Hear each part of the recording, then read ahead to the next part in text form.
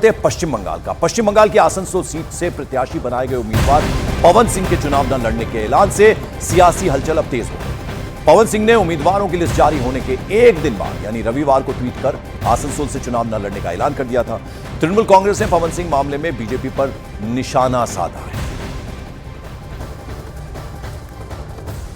तो जैसे ही उनके नाम का ऐलान हुआ कि आसनसोल से चुनाव लड़ेंगे, भोजपुरी सिंगर और एक्टर हैं पवन सिंह, उन्होंने फौरन एक दिन बाद ट्वीट किया और अपना चुनाव न लड़ने की उन्होंने घोषणा की, असमर्थता जताई।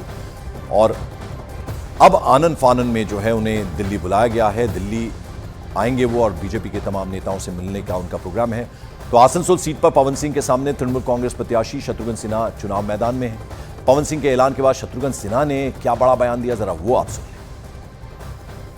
मैं कहूँगा अच्छा आदमी है, अपना बच्चा है, परिवार का है, लेकिन जो फैसला जो किया है लड़ने का नहीं लड़ने का, ये उनका या उनकी पार्टी का अपना अंदरूनी मामला है, इंटरनल अफेयर है। इस पे मैं कोई कमेंट करने वाला, दखल अंदाजी देने वाला कौन होता हूँ। कारण हम भी जानते हैं, आप भी जानते हैं। कारण है उनके भोंडे वीडियो जो सबके सामने आ रहे हैं, खास तौर पे बंगाल के विषय में जो उनके भोंडापन उन वीडियोज में दिखता है, वो हम सब ने देखा। और भी कई उन पर आरोप हैं, वो हम सब जानते हैं। लेकिन मैं ये जानना चाहता हूँ, हम सब ये जानना चाहते हैं कि सुबह 3 बजे तक जाग के प्रधानमंत्री टिकटें बांटते हैं, क्या इस तरह की टिकटें बांटते हैं? सोच समझ के नहीं बांटते। पूरा देश का एक व्यक्ति प्रधानमंत्री, जिसके अंडर सारी एजेंसीज आती हैं, IB आती है, सब कुछ आता है, उसको ज्ञान नहीं था कि किस तरह के आदमी को टिकट दे रहे हैं। एक तरफ आप संदेश खाली के मुद्दा उठाते हो, दूसरी तरफ पवन सिंह जैसे व्यक्ति को आप टिकट देते हो। तो ये किसकी जवाबदेही तय होगी? प्रधानमंत्री खुद, आप लोग सब तारीफ कर रहे थे कि साहब देखो क्या एनर्जी लेवल है, 3-3:30 बजे तक सुबह टिकटें बांट रहे हैं। इस तरह की टिकटें बांटी।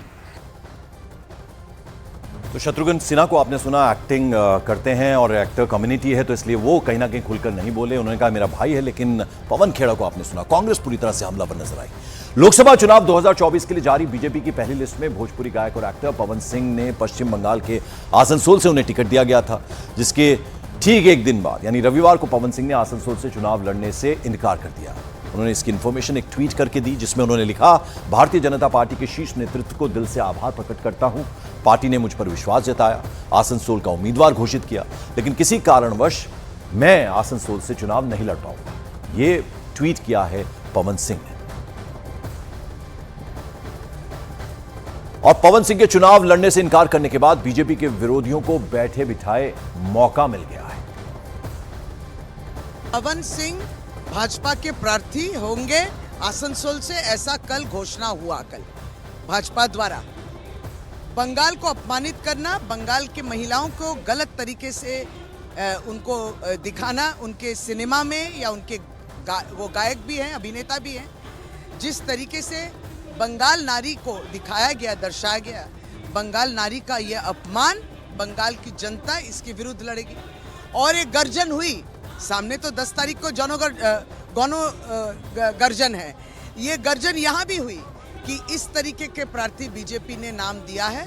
उसके बाद ऑल इंडिया तृणमूल कांग्रेस ने भी गर्जन किया और आज देख रहे हैं कि वो अपना कैंडिडेचर विथड्रॉ कर रहे हैं। आसनसोल में जिसको उम्मीदवार किया था वो पवन सिंह, जो बंगाल का औरत को लेके विलिफाई किया, ह्यूमिलिएट किया, गलत शब्द यूज करके उनको इंसल्ट किया, उनके खिलाफ हम लोगों ने प्रोटेस्ट किया। और हमारा यह प्रोटेस्ट, ये जनगर्जन इतना जोरदार था, बीजेपी का उम्मीदवार चुनाव का मैदान छोड़ के भाग गया। बीजेपी को बंगाल का आदमी रिजेक्ट कर रहा है। आने वाला चुनाव में आसनसोल का मार्जिन 3,03,000 छोड़ के 4,04,000 हो जाएगा। इसके लिए डर के मारे ये अपना पूंछ उठा के दौड़ के भाग गया।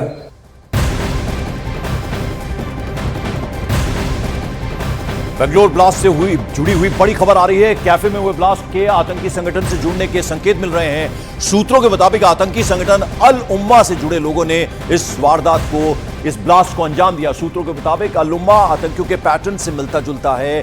बेंगलोर कैफे में जो ब्लास्ट हुआ है, दक्षिण भारत में पहले भी 4 बड़े धमाके ये आतंकी संगठन कर चुका है। कैफे ब्लास्ट केस में सीसीटीवी के जरिए आरोपियों की तलाश में पुलिस अब जुटी हुई है। अल उम्मा ये आतंकी संगठन है, इससे पहले भी 4 इस तरह के ब्लास्ट, इस तरह की वारदात को अंजाम दे चुका है ये आतंकी संगठन। सीसीटीवी की मदद से जो आरोपियों हैं उनकी तलाश में अब इस वक्त पुलिस जुटी हुई है। विवेक गुप्ता मेरे सहयोगी इस वक्त फोन लाइन पर हमारे साथ। विवेक, और क्या अपडेट मिल पाया?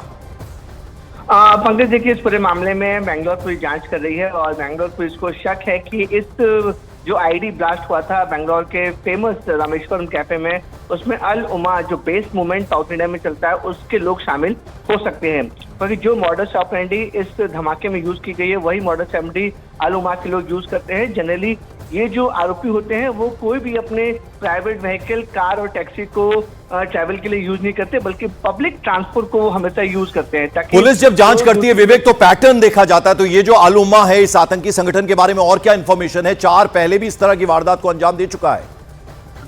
बिल्कुल सही कहा पंकज आपने। देखिए, ये जो अल उमा है वो कहीं ना कहीं अल कायदा आतंकी संगठन से इंस्पायर है और अल कायदा के आतंकी संगठन से ये जुड़े हुए हैं। ये जांच एजेंसी पहले भी बता चुकी है। पिछले साल साउथ में 4 जगह कोर्ट में बॉम्ब ब्लास्ट हुए थे जिसमें अल उमा का नाम सामने आया था, और जो पैटर्न अल उमा के लोग यूज करते हैं वही पैटर्न रामेश्वर कैफे में यूज किया गया है और बेंगलोर पुलिस पूरे मामले में जांच कर रही है। बहुत बहुत शुक्रिया इस अपडेट और इस जानकारी के लिए विवेक गुप्ता।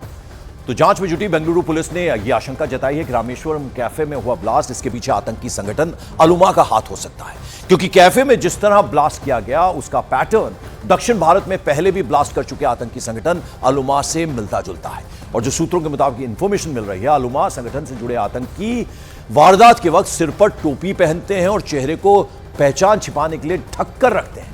साथ ही साथ सीसीटीवी में रामेश्वरम कैफे में ब्लास्ट करने वाला जो आरोपी नजर आ रहा है, जो दिख रहा है, उसका हुलिया भी उसी तरह का दिखाई देता है। और सूत्रों के मुताबिक इसके अलावा आरोपी ने अल उमा आतंकियों की तरह ही विस्फोटक से भरा बैग पब्लिक ट्रांसपोर्ट में रखकर रामेश्वरम कैफे तक पहुंचाया। जांच में पुलिस को कई और सीसीटीवी में विस्फोट करने वाला आरोपी भी दिखाई दिया, लेकिन पुलिस उसकी लास्ट लोकेशन तक अभी नहीं पहुंच पाई है। और पुलिस को ऐसा शक है, ऐसा अंदेशा है कि वो बेंगलुरु से बाहर जा चुका, यानी इस ब्लास्ट को अंजाम देने के बाद वो बेंगलुरु से बाहर जा चुका है।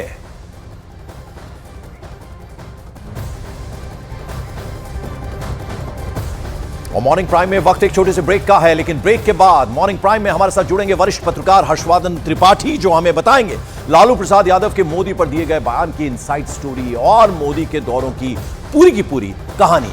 कहीं मत जाइएगा।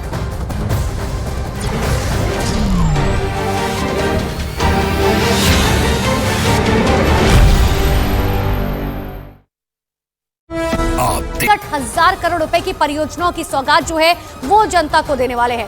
दूसरी सबसे बड़ी बात, आदिलाबाद और संगारेड्डी जिलों में बिजली, रेल और सड़क से संबंधित कई विकास परियोजनाओं का उद्घाटन और शिलान्यास होगा। आदिलाबाद में 56,000 करोड़ रुपए की बुनियादी ढांचा परियोजना लॉन्च की जाएगी।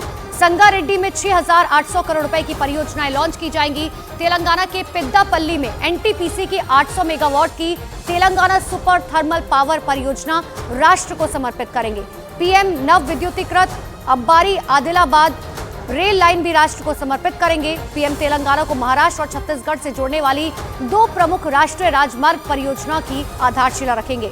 5 मार्च को हैदराबाद में नागरिक उड्डयन अनुसंधान संगठन केंद्र राष्ट्र को समर्पित करेंगे। और इस वक्त की एक बड़ी खबर आपको बता दें, कल हुई केंद्रीय मंत्रिपरिषद की बैठक करीबन 10 घंटे तक चली। सुबह 10:30 बजे पीएम नरेंद्र मोदी इस बैठक में पहुंचे थे और रात 9:30 बजे पीएम इस बैठक से निकले। जानकारी के मुताबिक पीएम मोदी ने इस बैठक में अपने सहयोगियों से कहा कि जाइए और लोकसभा चुनाव जीतिए, बहुत जल्द फिर से मुलाकात होगी। सूत्रों के मुताबिक मंत्रिपरिषद में विकसित भारत 2047 के विजन डॉक्यूमेंट और अगले 5 साल के विस्तृत कार्य परियोजना पर मंथन किया गया। साथ ही बैठक में मई में नई सरकार के गठन के बाद तुरंत उठाए जाने वाले कदमों के लिए 100 दिन के एजेंडे